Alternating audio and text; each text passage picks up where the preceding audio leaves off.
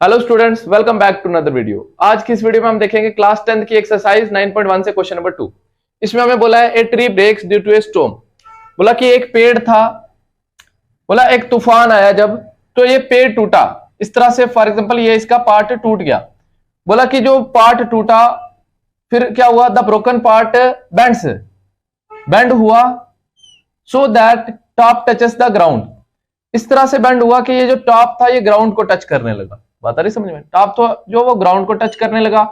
उसके बाद क्या है, top touches the ground making an angle 30 degree with it. Angle भी दिया कि जब टॉप ने ग्राउंड के साथ टच किया तो कितना डिग्री एंगल बनाया, 30 डिग्री एंगल बनाया इसके साथ।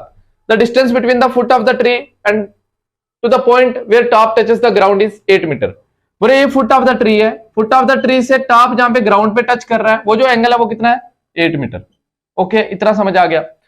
बोले हाइट ऑफ द ट्री निकालो। हाइट ऑफ ट्री ये होगी पूरी, ये लेंथ निकालनी है हमें। ठीक है, सबसे पहले इसको नाम दे देंगे ए बी सी, इसको डी दे देते हैं।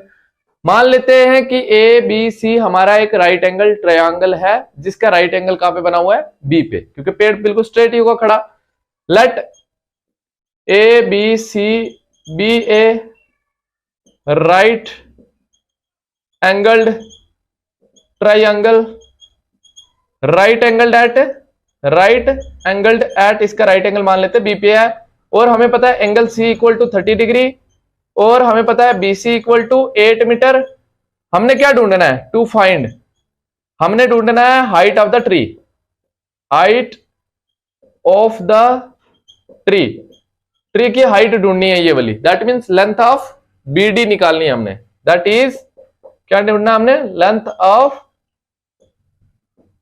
बीडी। तो बीडी की लेंथ निकालनी है हमने। उसके लिए सबसे पहले देखो, जब हमारे पास एक एंगल पता है, एक साइड पता है, हम दूसरी साइड निकाल सकते हैं। ठीक है भाई, ट्रिग्नोमेट्रिक रेशियो से देखेंगे कौन से रिलेशन से निकलेगा, वो बात की बात है, बट हम ये चीज निकाल सकते हैं। जब ये चीज निकल जाएगी हमें, और ये भी निकालनी है, ठीक है, ये निकालेंगे, दोनों ऐड करेंगे तो ये पूरी आ जाएगी।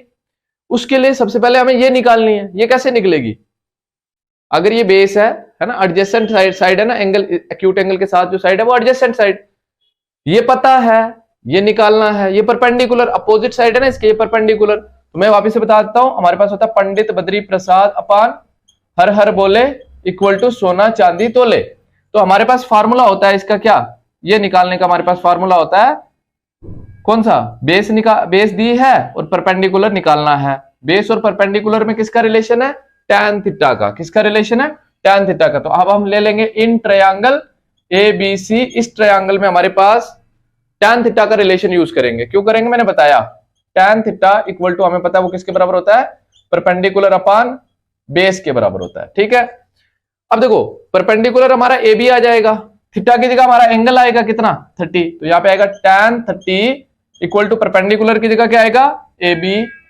अपान बेस की जगह क्या आएगा, 8। ओके, tan 30 की वैल्यू आपको टेबल से याद होनी चाहिए, जो ट्रिग्नोमेट्रिक टेबल है। tan 30 की वैल्यू होती है 1/√3, 1/√3 इक्वल टू ए बी अपान 8 का ए बी अपान 8, ये डिवाइड में इधर आएगा मल्टीप्लाई में, तो 8 1 जा 8 अपान √3 इक्वल टू ए बी। ये आपके पास लेंथ ऑफ ए बी आ गई। रेशनलाइज भी कर सकते हो, यहां पे नहीं भी करोगे तो आगे भी कर सकते हो फाइनल आंसर में। ठीक है, तो ये आपके पास किसकी वैल्यू आ गई, ए बी की वैल्यू आ गई। बात आ रही समझ में?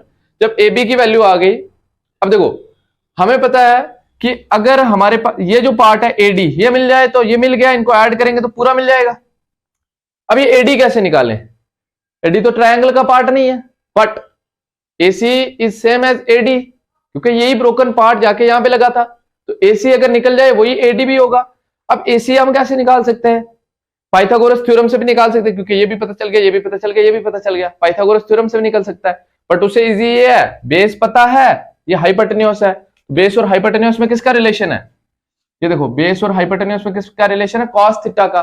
तो कॉस थीटा वाले रिलेशन से भी हम इसको निकाल सकते हैं। ठीक है, एबी को निकाल सकते हैं, एबी नहीं सॉरी एसी को निकाल सकते हैं। जब एसी निकल जाएगा वो एडी के इक्वल होगा बस। तो अब हमने कौन सा ट्रायंगल ले लेना है, in triangle ABC, again in triangle ABC.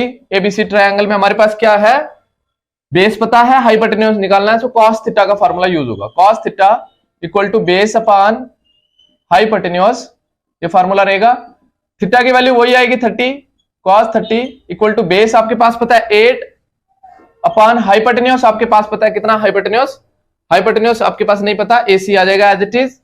Okay, cos 30 की वैल्यू टेबल से, ट्रिग्नोमेट्रिक टेबल से, ठीक है, इसकी वैल्यू होती है √3/2। कितनी वैल्यू होती है इसकी? √3/2, है ना।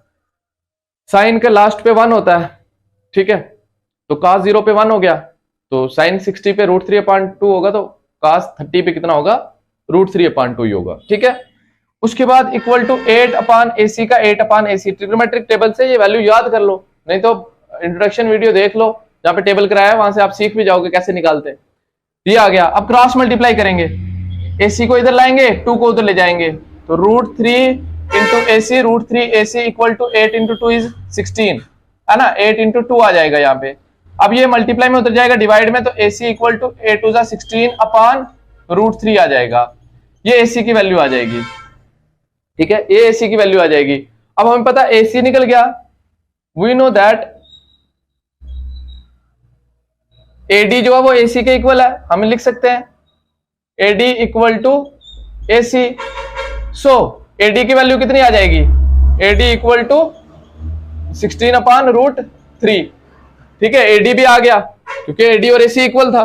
इतना लिखो, इसके बाद आगे करते हैं, जल्दी लिखो।